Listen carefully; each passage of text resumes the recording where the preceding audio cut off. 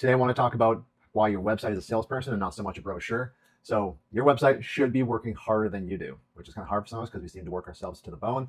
But in this industry, if you're running an FFL shop, teaching classes, making knives, or building Kydex holsters, your website can't just sit there looking pretty. It needs to actually actively sell. So think about it this way. You and your shop have hours. You can't work 24 hours a day, but your website can. So if it's not working for you 24/7 like it should, you're letting competitors whose sites are better win while you're sleeping. So next stuff we want to jump into is why most tactical websites actually flop. It's typically because they don't have a clear headline. There's so many gun shops out there that have pretty bland headlines. Welcome to ABC Firearms, or instead you should put something a little more definitive in there. Hey, welcome to Florida's most trusted home defense firearms dealer, or our holsters never quit. Something like that. That's a little bit more than the standard. Another big thing is cluttered design. A lot of us are guilty of it because if we have an FFL, if we're doing a lot of different things, we want to show everyone everything all the time. Like if you're a knife maker, you want to showcase all your blades. On the homepage, they don't know where to look to find exactly what they came to see. They're going to bounce. The next thing here is slow load times. It's the technical stuff that kind of is a pain in the butt to go through. But if your site takes 5 seconds to load, they will not wait, because it's only going to get worse. They're going to head over to PSA or Brownells instead. So make sure you get that thing loaded up, and we'll dive into this a little bit more. I'll show some examples. But there are some must-haves on your homepage if that's where you're driving social traffic, paid traffic, anything. You need to have some sort of value statement. So if you're a firearms instructor, you can say something along the lines of, train with a veteran, not a YouTube star. If you are a Kydex maker, you can say something along the lines of, custom holsters that fit your carry, not the other way around. This next one kind of goes back to what I said earlier about a cluttered homepage. If your navigation scrolls, you have way too much on there. You don't need to have 12 menu tabs. You do want to show everything, but you need to boil it down to maybe 4 or 5. So firearms, accessories, transfers, training, contact, boom, done. Everything needs to have a revised, strong call to action. I said this a few weeks ago. Don't just say learn more. Give people better direction. Be more specific. Book your class. Shop today. Order your custom sheath. Something like that. So imagine a human walking into your shop. Would you let them just kind of wander around confused and have clutter all over the ground? Of course not. They would leave. So your website should be no different. Next piece here is everything when you're developing your site needs to be done through a lens of a mobile view. I'm filming this video right here, over here as well. This is on mobile. So you need to make sure that this is mobile first. So think about, a mom or dad at home scrolling for a home defense shotgun on their couch, or a student looking up a class between shifts, or a knife collector spotting your post on Instagram and finding their way over.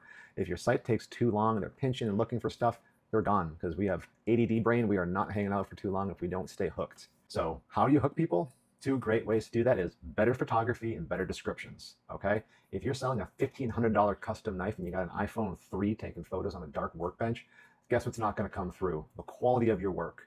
The next piece is those descriptions. Don't just write adjustable Kydex holster for a Glock 19. Super boring. And that's what everyone else does. So you want to be different. So say something along the lines of a holster that locks your pistol in and won't collapse when you need to reholster. You can get a little technical if you want, say what type of Kydex it is, but for the most part, people that are buying that specific product don't care. Photos and copy, they're not just fluff to fill out the page. They're what make people hit buy instead of back. So when you do have good traffic, how do you measure traffic quality?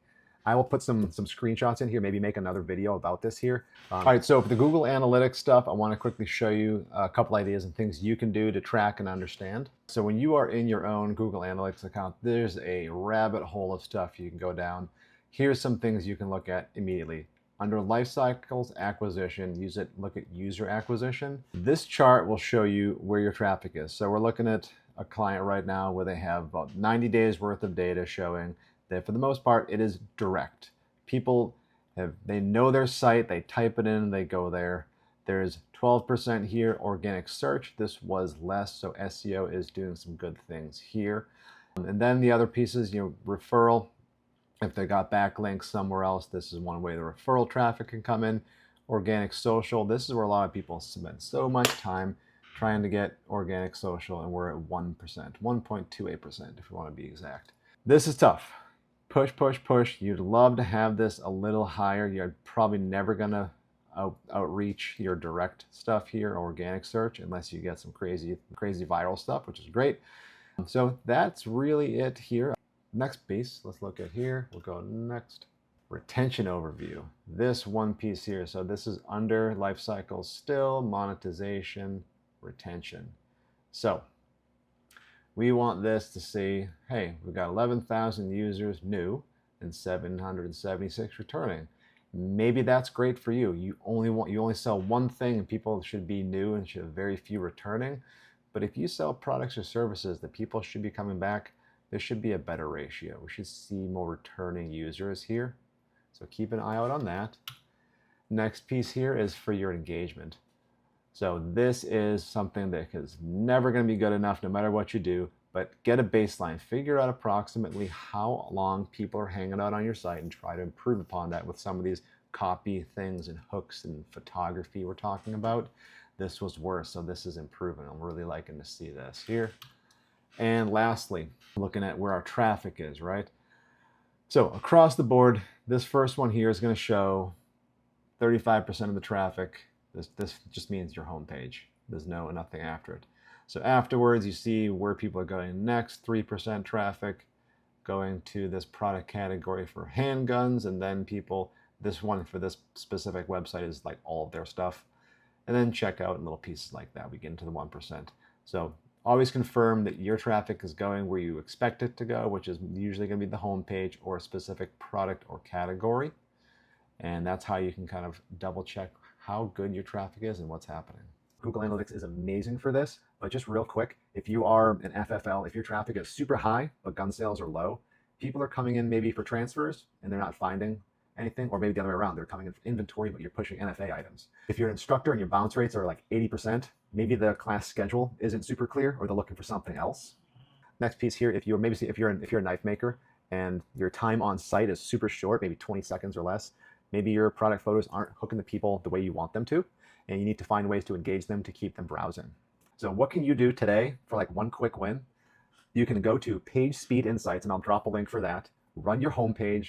If it's slow, which they're always going to say it's slow, but what you should do here is find one image that it will flag and compress it. I'll give you a good site that I use to compress images, and it doesn't make the image look like trash. So if you're a knife maker, compress that big old glamour shot on your homepage probably. If you're a holster maker, reduce the size of that lifestyle image that shows on all of your swipes. If you're an FFL, there's so many products on your site, it's going to have a hard time loading no matter what. But try to optimize those product images you pull from the distributors, and that's going to give you a massive drag on your site speed. So make sure the images coming in, they're not all huge. If you could fix 1 or 2 seconds on your load, that could make a huge difference from a sale and someone bouncing. So just to recap on this here, your website isn't a dirty business card in someone's back pocket. This is your best salesperson. So most tactical sites fail with weak headlines, clutter, and speed issues. I believe it's really more the second and the third one. Headlines can be quickly adjusted. Homepages have to show value. They have to guide, and they need to push people to act. I mean, this is the point we have these sites, and everything has to be kind of looked at through the mobile-first design. So get that photography in the product copy to really get persuasive and show some good things. Dive into the analytics. It'll show you what's working and what's not. But today, if you take one thing out of this, go to Page Speed Insights, find a big image that's taking too long. It could take half a second off or a couple milliseconds. Do that with a few, and you're going to be in better shape than you were when you started the day today. So if you make these adjustments, no matter what you're doing, FFL shop, teaching students or selling, physical products, your site should be working 24/7, 365, bringing in those customers and converting them while you're out doing something else you love or taking a nap. All right. That's all I got for today. And if anyone has questions, shoot me a message.